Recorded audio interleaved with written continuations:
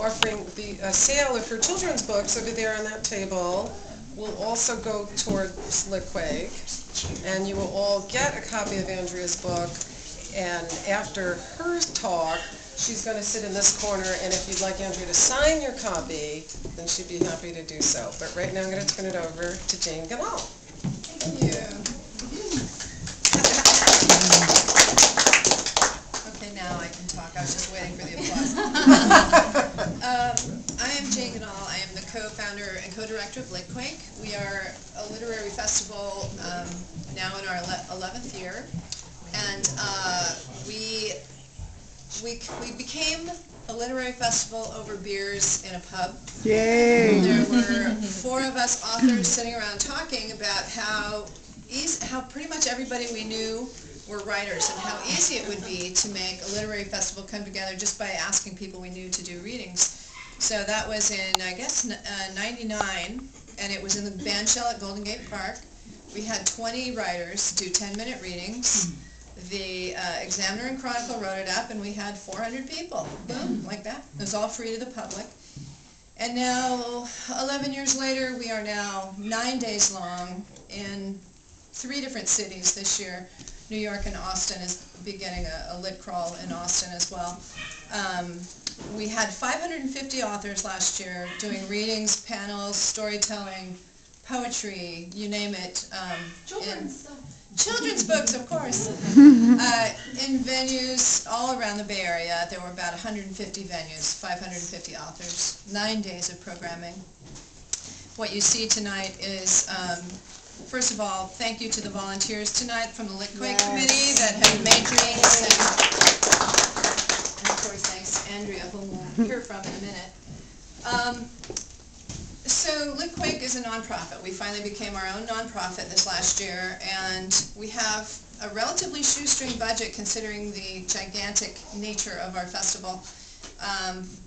We are run on a shoestring. That doesn't mean that we come off like we do. We manage to use a lot of smoke and mirrors and Band-Aids and call in favors from theaters and venues and bars, and everybody loves us. Luckily, we have a lot of nice goodwill built up in the literary community, so that's how we're able to put this on year after year for little pay and little material benefit, I guess. But things like this, events like this are what keep us, going, and so happy and moved that you're all here to support this thing that we've created. It feels like our baby is like getting older and ready to graduate or something. This year we're going to have, we're going more national every year as publishers become aware of us, and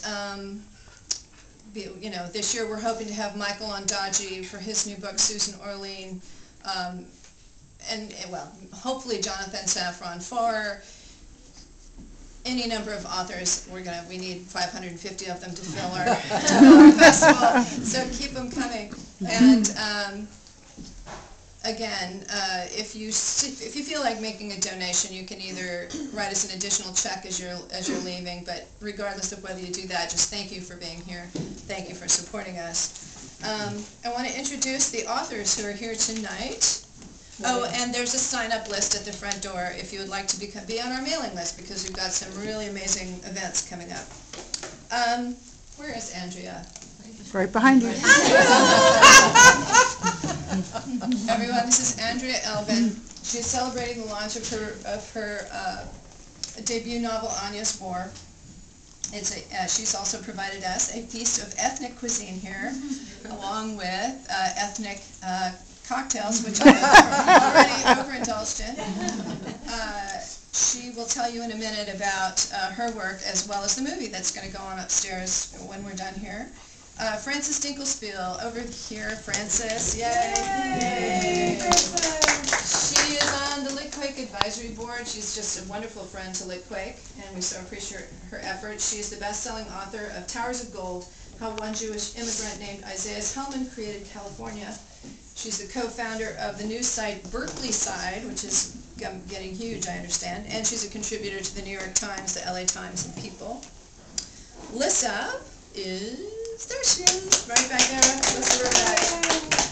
She's written and or illustrated more than 20 picture, poetry, and chapter books, including There Was a Man Who Loved a Rat, and other vile little poems. I love that title. And Hot Dog and Bob and the Particularly Pesky Attack of the Postal People. That's so great. She teaches children's book and creativity classes at California College of the Arts and Pixar Studios. Kristen Tracy. She's in the back there. She's the author of many novels for children and young adults, including Lost It, Crimes of the Sarahs, A Field Guide for Heartbreakers, and the forthcoming book, The Reinvention of Bessica Left Her. And last but not least, Belle Yang, over here in the corner. Belle is the Taiwanese-American author of illustrated books for both children and adults, and she's lived in China, Japan, Scotland, and the U.S. The recently published Forget Sorrows, which was published by Norton, is her graphic memoir, and by graphic I don't mean like I mean it's a beautifully illustrated. She's also a renowned painter who's had many shows of her work. So thank you all very much for being here. I'm going to turn it over to Andrea to tell you more about her book. Thank you.